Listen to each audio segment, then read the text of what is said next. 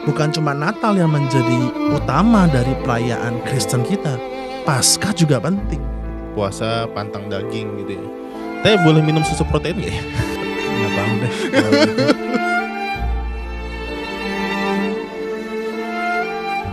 Selamat datang di studio Cio dan Digital Ministry bersama saya Regilio di program Ngobras, ngobrol santai bareng pastor. Sorry baru ya.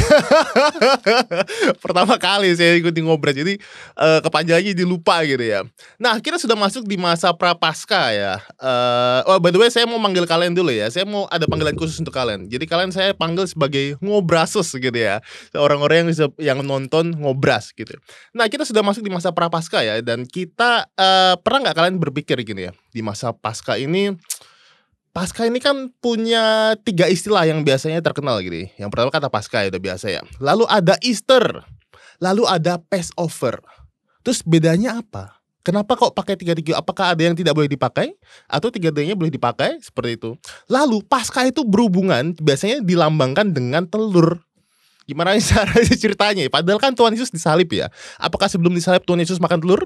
Nah, hari ini kita akan ngobrolin sama-sama ya di Ngobras kita hari ini. Dan hari ini yang akan menjawab pertanyaan-pertanyaan kita semua itu adalah pendeta tercinta kita, yaitu Pendeta Daniel. Halo, shalom. Shalom Pendeta Daniel, selamat datang. Bagaimana Pendeta Selamat Daniel? datang. Di masa Prapaskah ini puasanya lancar? Ya, saya ambil pantang betul. Oh, ambil pantang Ambil ya? pantang, Oke. ya. Oh, kok Saya- boleh tahu pantang apa ini? Saya pantang miskin. Pantang miskin. Ini iya. maksudnya apa? Ini iri tuh. Iya, harus kaya dalam kasih kan. Sadam. Sadam. Iya, gitu. harus kaya dengan kasih. Jadi ini bukan soal uang ya. Nggak soal kasih uang. ya. Miskin kan nggak selalu soal uang. Yes, betul. Tidak selalu soal uang ya. Nah, Koden tadi kita tadi saya ngomong soal masa Prapaskah, kita sudah masuk di masa Prapaskah ya, Koden ya. Nah, kita mau bahas. Makanya ungu. Saya kan pakai ungu. Sengaja. Saya pakai putih, nggak nyambung ya. Sesuai dengan warna liturgis gitu ya. Putih gitu. kan nanti pas Paskah. Oh gitu. Nah, berarti kita ini ya. Ya, kita Saya satu ujungnya. senada ya. Saya ujungnya. Iya. Prapaskah ke Paskah. Iya gitu. betul, nyambung cocokologi ya, Iya, cocokologi ya. Nah, Koden tadi ya, balik lagi ya Koden ya. Kita mau bahas soal sejarah Prapaskah, lalu fundamentalnya, terus bagaimana kok ada dihubungkan dengan telur. Bahkan Koden loh, ada yang ngomong gini loh Koden ya, bahwa telur itu sebenarnya ada hubungannya dengan lambang setan lah, membuat itu jadi makna Paskah jadi miring lah, jadi nggak boleh dipakai lah kayak gitu-gitu Koden. Mungkin kita bisa mulai dari basicnya dulu Koden, gimana Koden? Iya, Paskah ini kan sebuah hari raya gerejawi ya. Semua orang kan merayakan Paskah. Sekalipun memang ada perbedaan dalam merayakannya begitu. Kalau tradisi yang mula-mula itu, kalau kita sekilas melihat bahwa sejarah Paskah itu kan pertama kali dilaksanakan itu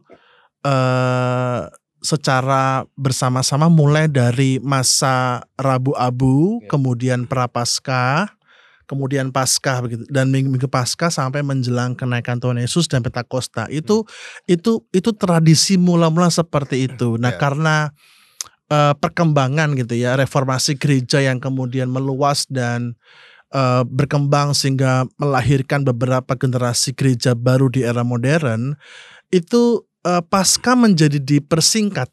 Jadi hanya umat biasanya hanya merayakan hari Jumatnya, Jumat Agung dan Paskah. Yeah. Tapi ada satu masa raya yang terputus, yaitu Prapaskah, Rabu Abu dan Kamis Putih. Hanya gereja-gereja Katolik lah yang masih mempertahankannya. Nah, belakangan ini Leo, mungkin puluhan tahun terakhir ini beberapa gereja mulai mengembalikan lagi tradisi mula-mula itu. Mulai dari Rabu Abu. Saya masih ingat ketika GKI itu memulai mengembalikan masa raya Prapaskah dari Rabu Abu, itu juga jemaat juga ada yang protes juga gitu. Iya, kenapa itu protesnya? Gara-gara ini? Iya, karena mereka merasa bahwa kenapa ini seperti gereja Katolik lah, dan kenapa harus ada abu dan segala macam.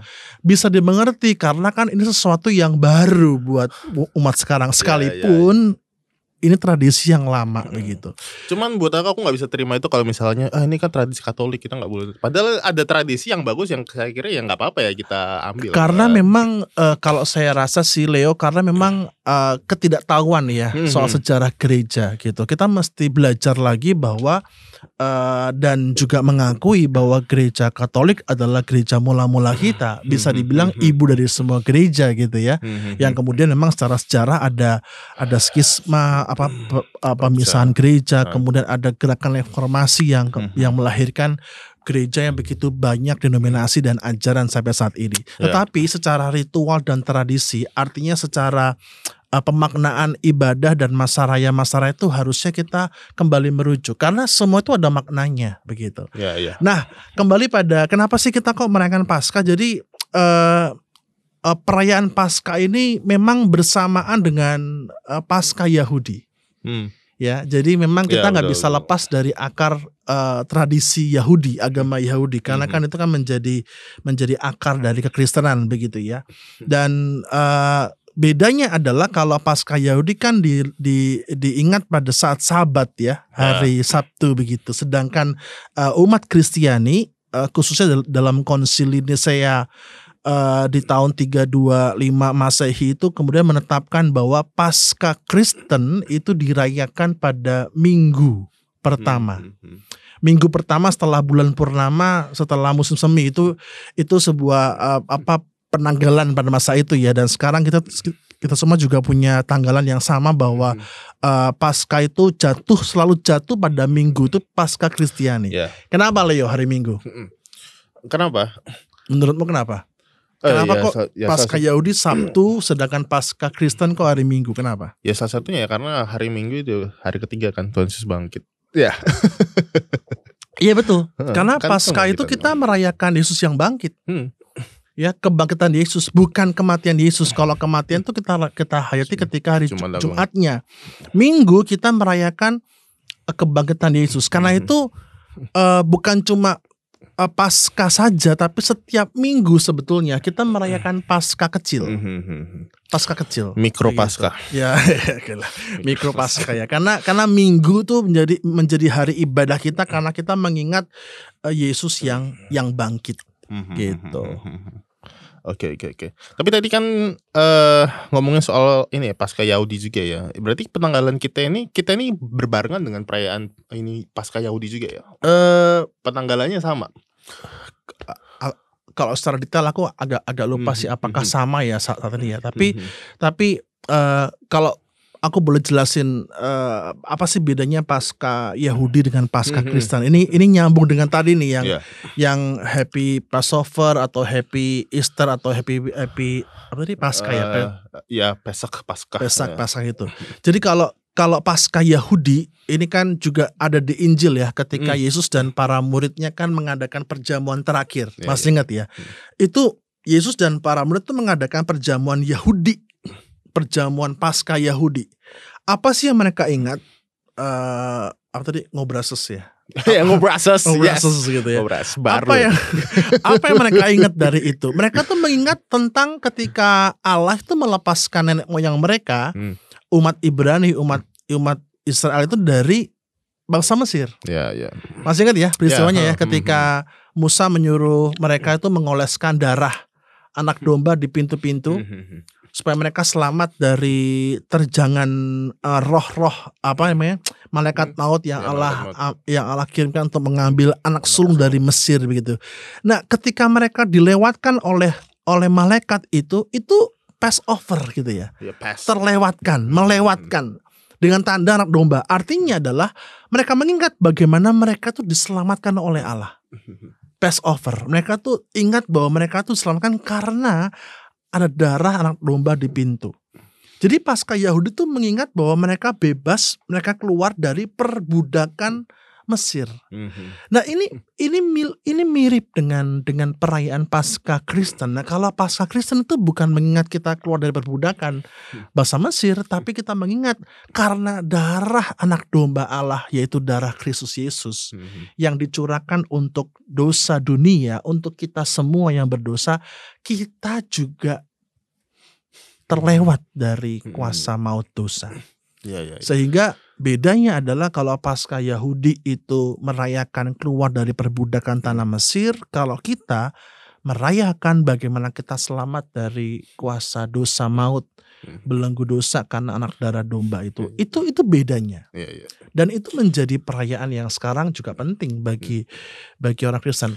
Nah, sayangnya adalah kalau menurut Leo dan Ngobrases gitu ya, sadap gitu ya, lebih rame mana perayaan gereja akhir-akhir ini atau selama ini? Lebih rame di Natal atau Paskah? Natal. Natal kan? Dengar-dengarnya lebih kelihatan di Natal. Seolah-olah Paskahnya ya oke lah. Sebetulnya misteri iman kita atau iman kita tuh berdasarkan apa sih? Paskah. Ya. Ini iman Korintus kebangkitan ya. gitu. Korintus ya. Iya. Iman kita yang di ini ya kebangkitan bukan ya. berarti Natal nggak penting. Iya. Artinya adalah ini juga menjadi autokritik buat tiap gereja ya. Bukan cuma Natal yang menjadi utama dari perayaan Kristen kita. Paskah juga penting gitu. Jadi dua-duanya penting, menjadi perayaan penting. Bahkan tuh memang kalau mau dibandingkan antara Natal dan Paskah, yang menjadi sentral iman kita ya Paskah sebetulnya, kebangkitan Yesus. Betul. Gitu. Ini jadi saya bisa katakan bahwa sebenarnya Paskah kita ya itu adalah, jadi Tuhan Yesus itu menggenapi Paskah yang sebelumnya. Jadi the real Paskah itu adalah the real Paskah. Ya, the real Paskah itu adalah ya darah domba yang sejati itu lihat diri Tuhan Yesus sendiri seperti itu. Iya, Yesus tuh menggenapi ya. Menggenapi semuanya. Jadi apa ya? Renew gitu ya, memperbarui makna bahwa ya jauh lebih besar ya, jauh lebih gede efek dampaknya kan. Betul. Karena nggak cuma hanya lingkup ini kan bukan cuma peristiwa sejarahnya orang Yahudi. Kalau Paskah Yahudi kan itu ya sangat terikat dengan peristiwa mereka. Kalau Yesus kan dunia, jadi everlasting itu. Betul. Jadi di Paskah ini sudah tidak ada pemisahan lagi ya. Maksudnya keselamatan itu bukan hanya punyanya orang di satu Yahudi bangsa saja, tertentu, iya. Tapi the whole world gitu ya, seluruh dunia seperti itu. Iya. Luar biasa kan. Di momen yang pas loh, di momen yang pas. Kalau kalian ingat di momen yang pas di mana para murid itu, di pikiran para murid waktu itu, ya kita ngerayain Passover nih, kan. Tapi Tuhan Yesus ngomong bukan Paskah, bukan yang ini nih. Paskah yang sejati itu nih, aku mati dan aku bangkit itu. Paskah yang sebenarnya itu. Kan dia bilang kan, setiap kali kamu mecah roti dan minum ini, kamu ingat akan aku. Itu kan sebuah peristiwa di mana Yesus ingin bilang bahwa kamu akan merayakan perayaan baru gitu. Bukan hanya mengingat soal kisah nenek moyangmu, tapi juga ini akan menjadi peristiwa seluruh gitu ya, selama-lamanya, bahwa kau akan mengingat bagaimana darah domba Allah itu akan menebus dunia. Begitu. Oke. Nah, tapi kan ada di mana kita harus puasa dan pantang 40 hari. Nah, ini tradisinya dari mana kok dan gitu? Ya ini cara ritual gereja mula-mula ya, bisa dibilang ya, untuk menghayati masa Paskah. Kenapa 40 hari? Ya. 40 hari ini kan sangat angka 40 kan sangat erat dengan kisah-kisah di Alkitab dan pengalaman-pengalaman anak-anak Tuhan di Alkitab. Seperti misalkan 40 tahun bangsa Israel berjalan di padang gurun, lalu kemudian 40 hari Yesus berpuasa ya. 40 hari Yesus menampakkan diri. Jadi ini angka yang sangat bisa dibilang angka yang alkitabiah gitu ya. 40 hari ini menjadi persiapan rohani kita, persiapan persiapan hati kita untuk menyembah Paskah. Nah, kalau kita mau bahas soal alurnya ya Leo, sebetulnya sebelum Rabu Abu, jadi gini, memang tradisi puasa dan pantang itu beda-beda. Ya, kalau kita merujuk pada tradisinya umat Katolik, itu mereka tuh berpuasa itu hari Rabu dan Jumat. Dan itu aku juga kurang detail sih, tapi mereka tuh berpuasa itu dikatakan makan kenyang sekali sehari. Iya, saya pernah dengar itu. Lalu kemudian sisanya 40 hari itu mereka berpantang. Ya mungkin boleh juga kalau saya mau puasa full ya. Cuma beberapa gereja-gereja kita, misalkan jemaat GKI Coyudan misalkan ya, kita juga punya ajakan untuk puasa atau pantang begitu ya. Tapi puasa kita atur full gitu ya. 40 hari itu ternyata tuh dihitung dari Rabu Abu sampai Sabtu sunyi. Hari Minggunya tidak dihitung. Kok gitu? Ya itu dia, karena hari Minggu kita tidak berpuasa berpantang. Kenapa? Hari Minggu kembali tadi kita menghayati masa Prapaskah, sekaligus kita icip-icip Paskah itu. Mikro Paskah ya. Jadi karena hari Minggu hari kebangkitan, kita tidak pantang dan tidak puasa. Tradisi lama itu ada namanya, sebelum Rabu Abu itu ada namanya Selasa Daging. Nah itu Selasa Daging. Jadi mereka selama 40 hari itu ada yang pantang tidak makan daging. Ya. Kenapa kok nggak makan daging? Kenapa Leo menurutmu? Kenapa tidak makan daging? Kenapa kok daging? Dalam masa Prapaskah itu ya nggak makan daging. Kenapa kok daging dipilihnya? Kenapa daging ya? Karena daging itu protein dan itu tanpa protein kita jadi lemas. Ngarang banget ya. Karena pada masa itu makanan yang paling nikmat daging. Jadi mereka pilih mana yang paling nikmat gitu ya. Nikmat dan mahal bisa. Ya, itu relatif sih ya. Kan bisa daging ikan, daging ayam gitu. Tapi daging biasa sih sapi sih. Nah, jadi waktu mereka ya ada yang kemudian mengatakan bahwa ya daging itu kan dikaitkan sama tubuh Kristus juga sih. Jadi mereka tuh puasa dan petang itu. Nah, Selasa Daging itu adalah mereka malam terakhir untuk makan daging. Jadi makannya biasanya sih beberapa tradisi biasanya sebelum Rabu Abu tuh mereka akan kumpul makan malam daging sama-sama. Setelah itu mereka udah off daging gitu ya. Selama 40 hari, Rabu Abu sampai kemudian masa Paskah. Jadi pantang dan atau puasa ini menjadi satu laku spiritual sebetulnya sih.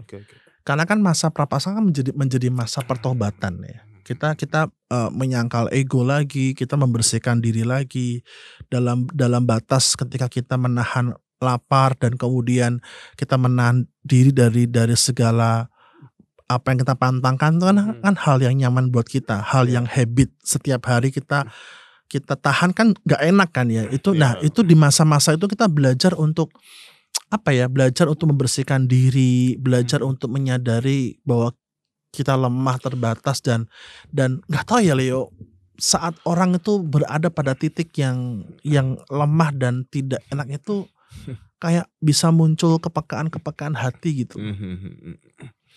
Itu juga menyadari ini juga bahwa saya itu manusia yang lemah gitu ya. Bahwa saya itu butuh Tuhan di posisi yang lemah ini. Saya merefleksikan bahwa memang saya ini lemah. Iya, terkadang hidup enak kan bisa bikin kita lupa diri kan. Betul, melepas kenikmatan.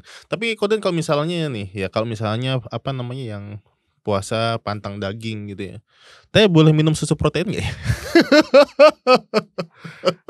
Nggak tahu deh kalau gitu. Periksa diri dan hati masing-masing dah. Iya, siapa tahu ya kan gym goers gitu. Saya gak makan daging tapi saya minum protein. Kan sama kayak orang muslim puasa, gimana bisa maintenance ototnya? Ya, pas buka puasa. Iya, pas buka puasa. Betul. Kalau kita ya sih. Tapi kenikmatan kan kalau daging itu berarti ngomong soal kenikmatan kan. Itu bisa jadi sebuah, kalau kita mau ini ya, bisa menjadi sebuah simbol melepaskan kenikmatan yang gak cuman. Sebenarnya daging itu nggak cuma daging gitu ya? Ya daging sih biasanya sih lebih ke arah sapi sih. Jadi domba? Ya biasa sih semua daging sih, mau sapi, daging, kan? Ayam, ikan tuh nggak makan. Jadi makan sayur aja, sayur tahu begitu. Soalnya aku pernah baca ya tapi memang ini di sosial media ya, soal ini Katolik punya. Jadi mereka nggak boleh, memang ada pantang makan daging memang. Tapi ikan itu mereka boleh. Ya itu opsional sih. Ya, bisa. Itu kan ada banyak cara lah untuk bisa puasa dan pantang. Yang penting kan niatnya gitu. Iya, betul, niatnya. Tapi kira-kira perlu enggak didirikan, bukan dirikan sih, kayak diingatkan lagi atau dirayakan lagi soal Selasa daging itu? Kalau di gereja Protestan ya. Iya. Opsional sih. Kalau saya nggak salah baca, kalau saya nggak salah ingat ya, itu saya pernah baca tuh Selasa daging karena waktu itu tuh emang orang tuh susah makan daging gitu loh. Jadi apa ya, daging kan sebuah makanan yang spesial. Jadi ya mereka merayakan di hari Selasa itu. Iya.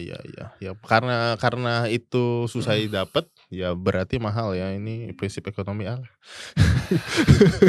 Lanjut ya. Jadi puasa daging seperti itu ya. Nah, kemudian tadi kan saya bilang juga ya kalau Paskah itu seringkali dikaitkan dengan simbol telur. Telur gitu, ya. Nah saya heran tuh kenapa telurnya itu harus telur utuh, kenapa nggak kayak telur mata sapi gitu. Sama ada kelinci kan? Aku juga betul, ada kelinci. Kelinci kan tidak bertelur. Ini tidak bertelur. Ini tidak bertelur. Itu Tuhan Yesus disalib ya. Habis itu ini lambangnya itu telur, ada kelinci yang tidak bertelur. Apa maksud semua ini? Kita gitu baru waktu kecil kita kayak biasa-biasa aja ya. Oh, ada kelinci Paskah, ada telur Paskah. Kita kan nyari telur ya kan diumpetin sama guru-guru sekolah minggu kan. Kayaknya seru-seru aja ya. Terus sekarang kita baru kritis. Kelinci kan enggak bertelur. Telur kenapa ini? Oh my god. Ya? Ini kita kayaknya disesatkan. Kelinci enggak makan telur gitu ya. Kelinci enggak makan telur juga. Why? Kenapa gitu? Apakah konspirasi? Enggak tahu. Kalau Aku nggak tahu sih kalau kelinci itu kenapa kok bisa muncul menjadi maskot Paskah ya. Kalau nggak salah sih aku pernah searching gitu. Kalau kelinci kan subur ya, apa hewan yang subur. Jadi kalau lahirin anak kan suka banyak ya kelinci gitu ya. Artinya subur lah. Itu menjadi makna kehidupan sih, makna kehidupan yang terus berlanjut gitu. Kalau nggak salah ingat ya. Kalau telur itu memang ya telur itu memang simbol kehidupan baru dan kebangkitan. Jadi bukan telur ceplok. Telur itu ada cangkangnya. Itu kan simbol kubur Yesus tuh. Ketika dibuka kan ada hidup baru gitu. Nah, itu simbol sih, simbol kehidupan. Tradisi ini memang udah lama ada banget sih di zaman kuno tuh udah ada, dan ini akhirnya diadopsi sebagai simbol apa, melambangkan Yesus yang bangkit dari kubur itu. Di beberapa budaya itu telur Paskahnya tuh dikasih warna merah. Itu kayak ini ya, kayak kita misalkan dapat box nasi box itu ya, anak lahir itu ya, ya nggak sih? Ada telur merah itu kan. Betul. Nah itu simbol darah Yesus sebenarnya sih.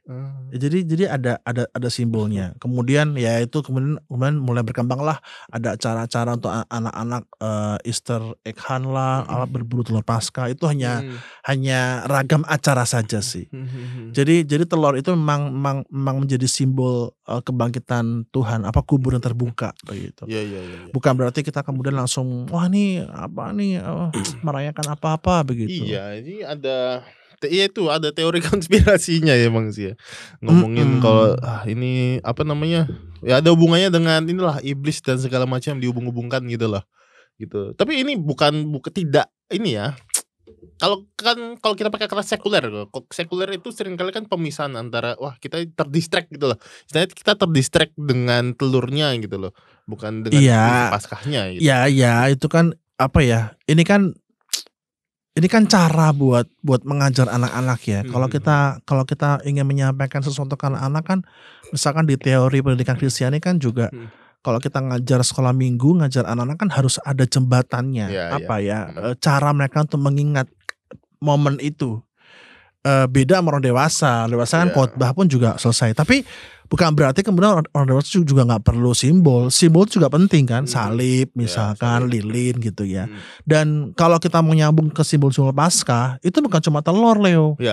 Ada tradisinya ketika mereka itu di Paskah itu keluar namanya roti Paskah. Di kita nggak ada kayaknya sih. Roti ini hubungannya dengan Paskah roti tidak beragi atau gimana? Iya, jadi ada namanya tuh hot cross buns. Jadi kayak aku nggak tahu ya, aku mungkin bayanginnya tuh kayak roti hot croissant buns atau bukan. Oh, cross tadi ya. Cross, salib. Jadi kayak roti, sorry ya merek ya. Roti gitu ya yang dijual-jual di stasiun itu loh. Buat sensor sendiri dong. Nanti roti yang bundar yang biasa dijual di stasiun itu mungkin ya. Terus ada lambang salibnya. Mungkin. Oh, paham. Oke. Mungkin kayak gitu bentuknya, atau juga. Terus juga ada roti tanpa ragi sih. Ya. Jadi itu tradisi-tradisi lah, kita kayak nggak ada sih gitu. Ya, gitu. enggak, Nah ini betul. Kalau kelinci Paskah, nah ini aku baru nemuin nih artikelnya nih. Kelinci Paskah itu ternyata tuh berasal dari tradisi Jerman. Ternyata. Kemudian diadopsi dalam budaya Barat sebagai bagian perayaan Paskah. Oh, I see. Oke. Itu kenapa kok muncul telur dan kelinci itu? Oke deh, oke, aman lah. Tapi ya itu dipakai untuk ini saya bisa katakan itu sebuah ini lah, kayak aksesoris, kayak misalnya Natal itu kayak pohon Natal. Ya, pohon Natal itu kan bukan tradisi Kristen kan? Apa tradisi Alkitab kan? Ya, tapi itu setidaknya membantu kita kayak untuk merayakan gitu ya, kayak apa ya, mengingatkan kita ya, reminding gitu ya. Itu kan namanya kan pohon terang sebenarnya. Pohon terang ya. Ya kan? Ya. Christmas light tree. Ya. Terang karena ya simbol terang Kristus begitu. No, dihubungkan ke situ ya. Iya. Oke, sis, boleh.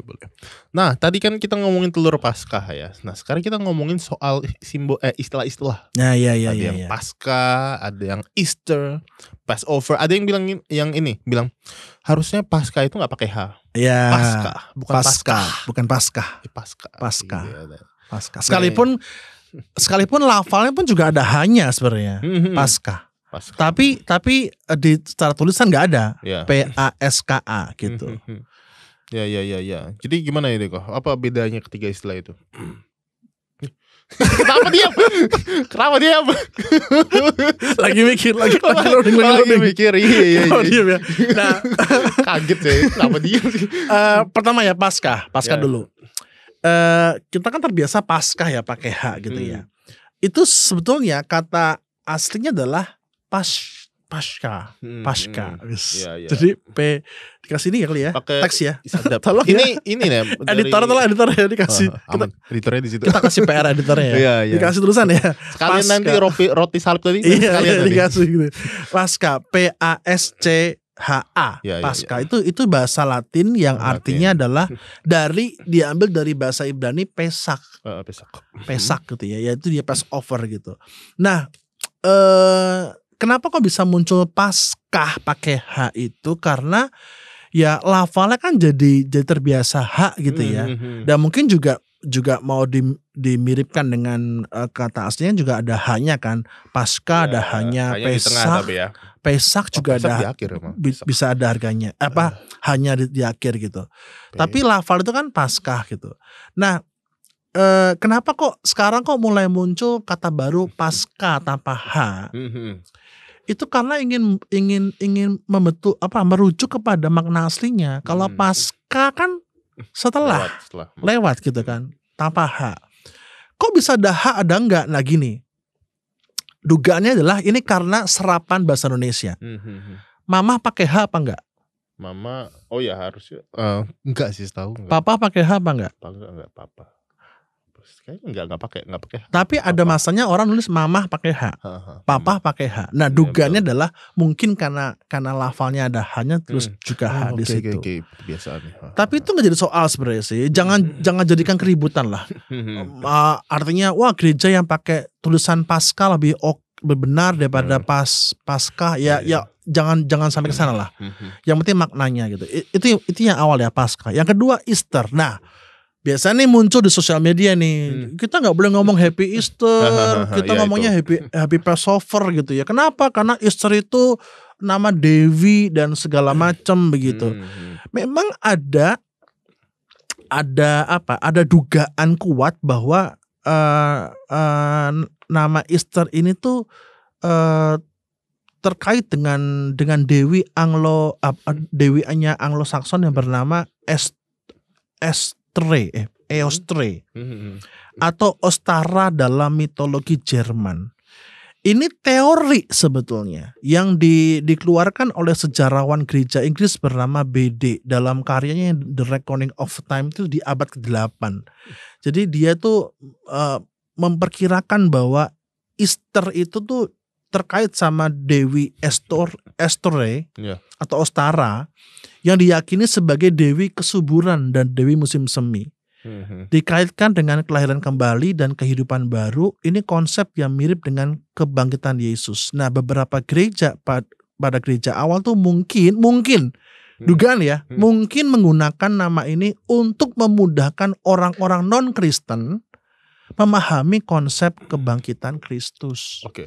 Jadi ada alasannya, kata BD itu ada alasannya ya, supaya mempermudah orang-orang yang belum percaya Kristus tuh paham. Oh, ini loh, Kristus tuh memberikan hidup baru sama seperti Dewi yang kamu yakini itu. Tapi sekali lagi, menurut artikelnya adalah teori ini masih diperdebatkan karena tidak ada bukti lain. Begitu. Nah, tapi ada juga teori bilang gini. Kata Easter itu berasal dari Proto-Jermanik yang berhubungan juga dengan Eos atau Dewi Fajar. Jadi artinya adalah ada terang yang muncul setelah kegelapan, yang simbolis itu cocok dengan kebangkitan Kristus dan setelah kematian. Nah, jadi memang kalau kita ngelihat dari kata Easter itu memang bisa juga sih mirip dengan ini ya, dengan akar kata-kata tadi ya, Austrola kemudian Dewi itu gitu ya. Tapi jelas bahwa apapun itu ya dugaannya ya, ketika gereja atau kekristenan mengambil atau menyerap dua kata itu, tujuannya adalah untuk mengajarkan kepada orang-orang yang belum percaya Kristus memahami dengan mudah makna kebangkitan Kristus. Itu kalau dulu di sekolah teologi kita belajar itu namanya kontekstualisasi. Jadi apa namanya? Seperti misalnya ya, aku kasih contoh ya, ada di Batak. Batak gitu ya. Batak itu pakai kata debata, tapi debata itu dulu itu orang Batak nggak pakai untuk menunjuk kepada Tuhan, tapi ke dewa. Tapi lalu maknanya itu diubah jadi debata itu menuju kepada Tuhan. Terus Nias juga itu pakai katanya Lowalangi, penguasa langit. Lowalangi. Dulu Lowalangi itu dewa juga, tapi diserap jadi diubah jadi maknanya itu adalah Allah gitu. Seperti itu. Jadi kontekstualisasi itu seperti itu biasa. Ambon. Ya Ambon itu apa? Tete manis. Tete manis kan? Tete manis tuh ya apa ya? Tete kan ibu ya. Tete manis ya itulah pokoknya. Ya kan? Jadi ya ini kan seperti yang Paulus bilang kan dalam suratnya kan. Kamu mungkin apa ya? Selama ini menyembah dewa-dewi yang gak kamu kenal gitu. Kita sekarang kenal gitu dah. Itu cara untuk penginjilan juga begitu. Iya. Nah memang apa seringkali tuduhan itu ke situ gitu ya. Wah, ini bukan Iya. Kalau Passover tadi udah ya soal Yahudi ya. Passover tadi belum jelasin tadi. Tadi yang itu istilahnya Paskah Yahudi tadi. Jadi ini gini ya, Leo, kembali kepada jadi mana yang tepat nih, mau Pesak, mau Easter atau mau Passover. Ya kalau kita mau merujuk pada tradisi kita ya pakailah Paskah gitu ya, karena kan di Indo kan Paskah. Kalau Easter kan lebih banyak disebutkan oleh gereja Barat dan juga orang-orang Jerman tuh biasanya Happy Easter gitu lah. Passover tuh biasanya dipakai oleh orang Yahudi. Jadi kalau mau kita pilih yang mana ya pakai aja kata Indonesia. Selamat Paskah gitu. Nggak usah lah kita sok-sokan kayak teori konspirasi. Jangan Easter, jangan apa. Kalau sana ada orang misalkan mencet WA stikernya Happy Easter terus kita khotbahi, jangan pakai itu, ganti ya. Yang penting kan maknanya sama gitu ya. Kita kan merayakan Yesus yang bangkit begitu. Kadang-kadang kita ya gitulah. Tadi panjang podcastnya. Memang teori konspirasi ada seru juga. Apa-apa dihubungin sama setan. Gitu ya. Nah, gimana soal ini kok warna-warna liturgi Paskah? Kan ada gereja-gereja yang menggunakan warna tertentu ya, beda-beda ya. Gitu. Iya, memang ungu, merah gitu. Kalau gereja-gereja yang terbiasa dengan tata liturgi kan ada simbol-simbol yang mesti diperhatikan begitu. Nah, di gereja GKI kebanyakan itu kan pakai ada warna liturgi yang dipakai ya. Prapaskah itu masuk warna ungu. Ungu itu simbol apa ya? Simbol penderitaan, simbol pertobatan, penyesalan tuh itu ungu gitu ya. Nanti masuk ke hari Jumat Agung itu kita pakai hitam. Kainnya hitam, itu simbol duka ya. Memang beberapa gereja seperti misalnya gereja Katolik itu hari Jumat pakai warna merah. Merah ya. Nah, kalau di GKI kan merah kan warna membara ya, warna semangat. Kalau di Katolik itu merah itu disimbolkan darah Kristus sih. Ya, tapi kita pakainya hitam. Lalu kemudian waktu Paskah kita pakai putih ya, warna kemuliaan, kemenangan, kebangkitan. Itu soal warna liturgis. Tapi selain itu dalam liturgi kita itu juga ada beberapa simbol-simbol yang penting. Seperti lilin. Ya. Kalau masa Prapaskah kan kita ada 6 lilin yang 6 lilin gitu ya. Lalu kalau Advent kan 4 lilin ya. Nah, ada beberapa tradisi gereja begini, beberapa cara gereja begini. Ada yang 6 lilin itu dinyalakan secara bertahap, 1, 2, 3, 6 gitu ya. Sama kayak Advent gitu. Ada yang dibalik, dimatiin gitu ya. Nah, prosesi pematian lilin itu tuh mengadopsi dari prosesi tenebre sebetulnya. Oke. Jadi nih ya, apa tuh kata tenebre gitu ya? Jadi tenebre itu satu prosesi liturgi untuk menghayati Yesus yang akan masuk ke jalan salib. Tenebre itu artinya kegelapan. Nah, liturgi aslinya tuh begini, Leo. Jadi tenebre itu adalah prosesi mematikan 6 lilin itu. Di satu ibadah itu. Jadi hari Minggu dinyalakan sampai 6 kan. Tenebre itu dilaksanakan di Kamis Putih. Hari Kamis. Di Kamis itulah maka umat akan mematikan lilinnya satu persatu. Dengan narasi biasanya mereka pakai 7 perkataan salib. Jadi 6 pas ke-7 itu lilin Kristusnya dimatikan. Di tenebre itu. Gitu ya. Cuma beberapa gereja kemudian memodifikasi liturginya dengan tenebrenya itu dimasukkan dalam Minggu Prapaskah itu, jadi dimatikan. Begitu. Ada juga kemudian hari Kamisnya ngapain? Ya Kamisnya adalah ada prosesi tenebre yang membawa perangkat keluar perjamuan kudus. Lalu perangkat lilin Kristus itu dibawa keluar dan ruang gelap. Itu bisa menjadi modifikasi liturgi sih. Ya. Jadi itu beberapa simbol-simbol yang biasanya muncul di masa raya Prapaskah begitu. Ya. Oke, thank you. Wah, seru ya obrolan kita hari ini ya. Sebenarnya masih bisa panjang lagi sebenarnya. Cuman waktu kita ini sudah mepet ya. Masih lama ini, kita 2 jam podcast ya. Dan tidak ada yang nonton. Kita kan harus optimis tuh.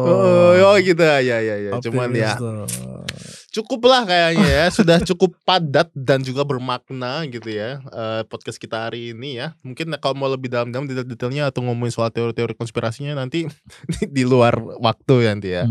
Oke, kalau gitu Koden mungkin supaya lebih nampol nih pesan dari podcast kita hari ini. Ada closing statement dari Koden? Apapun tradisinya dan apapun cara untuk memaknainya, jangan sampai kita kehilangan esensi dari perayaan Paskah itu. Kita merayakan misteri iman kita. Kenapa kok misteri? Karena kan nggak ada yang bisa jelasin Yesus bangkit itu gimana. Itu misteri Allah. Tapi sekaligus kita bisa takjub akan kebesaran kuasa Allah. Ketika Yesus anak Allah itu, Allah yang turun menjadi manusia itu bangkit mengalahkan maut. Sekaligus menjadi penegasan iman kita bahwa kita ditebus, diselamatkan, diberikan hidup yang baru. Jadi kebangkitan Kristus itu menjadi kebangkitan iman kita. Itu yang mesti jangan sampai lupa. Mau caranya pakai telur atau mau pakai ritual-ritual yang beragam, yang penting esensi makna itu jangan sampai hilang, Leo. Oke, siap. Terima kasih Koden untuk closing statement-nya. Oke, kalau begitu sekian untuk ngobras kita hari ini. Kita bertemu lagi di ngobras episode selanjutnya yang pasti akan lebih seru lagi. Oke, saya Regi Leo undur diri. Tuhan Yesus memberkati.